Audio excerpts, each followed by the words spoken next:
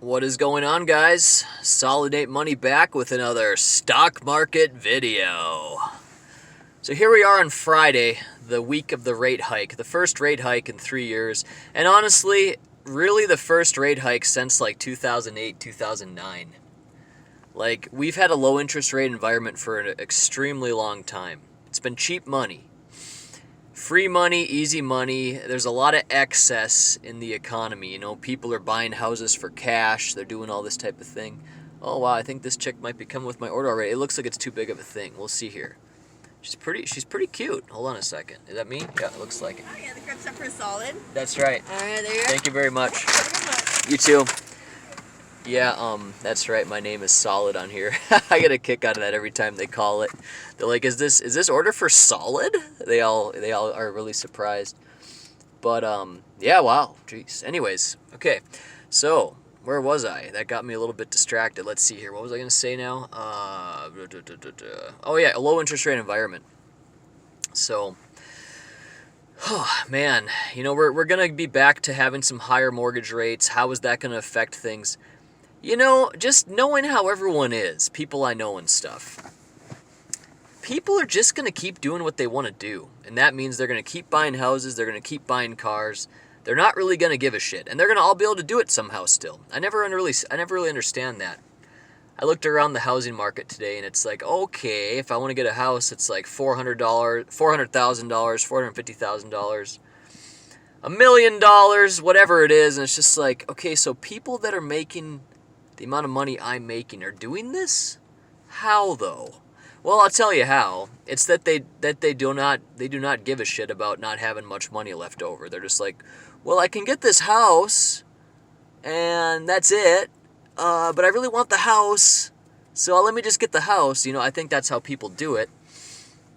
Otherwise, it wouldn't make any sense. So anyway, people just live broke-ass their whole life, you know, all the time, because they want their things. And guess what? We're going to die anyway, so why not? You might as well do what you want to do. I like to have a lot of buffer, though, probably just because I'm a finance type guy. I'm a finance accounting type of person. So I like to keep a lot of wiggle room, you know? Like, I like to have a lot of room. I don't want to be spending all of my paycheck just to live in a house, you know? But I feel like most people do that, and that's why you have half the country that lives paycheck to paycheck, because they got payments. You know, I have payments too, but I still have a lot left over after all my payments are done. That's how I like to live. But I don't have the $500,000 mansion either, or $1 million mansion, $1.5 million mansion. You know, maybe that's a little bit crazy. People my age aren't really doing the 1.5 million thing, but they're definitely doing the 400K thing for sure. People are doing that. Maybe 500K thing, you know. And housing just keeps marching up. You know, will that stop? Will this rate hike thing, the whole cycle, will that stop that? You know, I really kind of hope so, because, you know, honestly, I'd need a huge crash to get into these houses, though.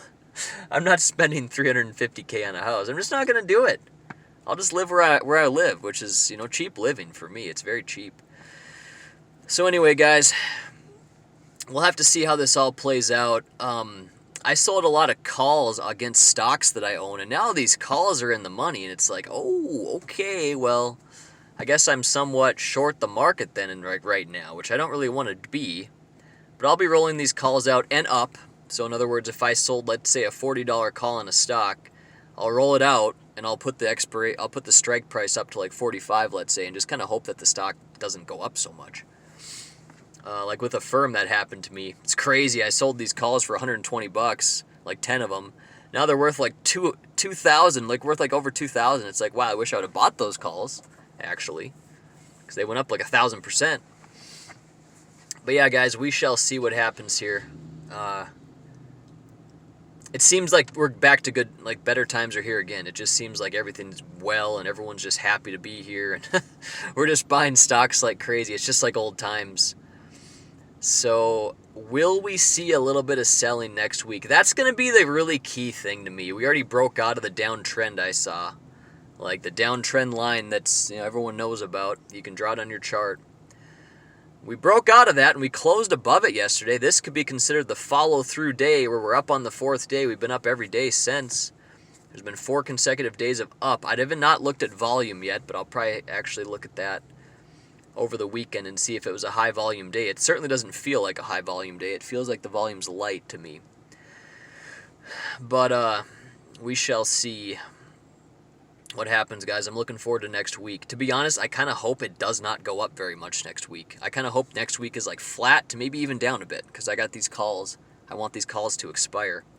So that's kind of what I'm hoping to have happen. Anyway, guys, I will see you all later.